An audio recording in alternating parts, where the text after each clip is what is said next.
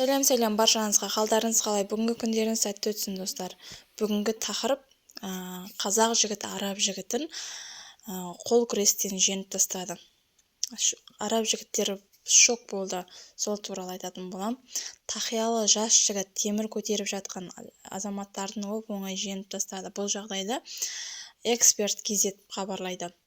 Әлеуметтік желіде жарияланған видео. Онда жас жігіт жаттығу залына келіп, алып денелі арабтармен қол күрестеді. Жеңімпаз қазақ жігіті араб жігіттерін бірінен соң бірін дәу болған дененен сенін деп күлді. Алайда жаттығып жүрген жігіттері жап-жас жігітке тәнті болып намыстанды.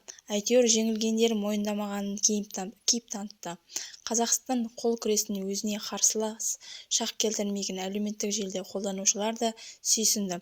Жарайсың, бауырым, арабтардың техникасы жоқ, сондықтан жеңіліп қалды. Біздің қазақтар мықты халық қой, жылқының етін жеп қымызын ішіп өскен бала екені көрініп тұр. Жарайсың деп әртүрлі жақсы пікірлер жазылды. Бұл қазақ жігітін бүкіл Қазақстан танысып танып жатыр. Соңына дейін тыңдағандарыңызға көп рахмет. Лайк басып комментарий жазуды ұмытпаңыздар. Видео қазір жүктейтін боламын, соңында көріп шығыңыздар.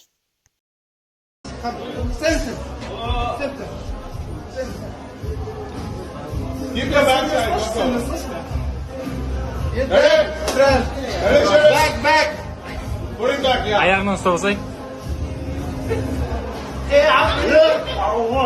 Alan gitsin lan. Davay. Davay.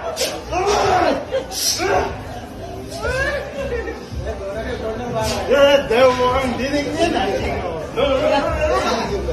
Your body. Your body. Body करना.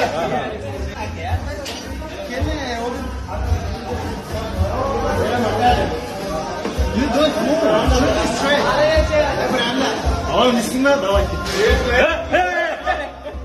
Güzel.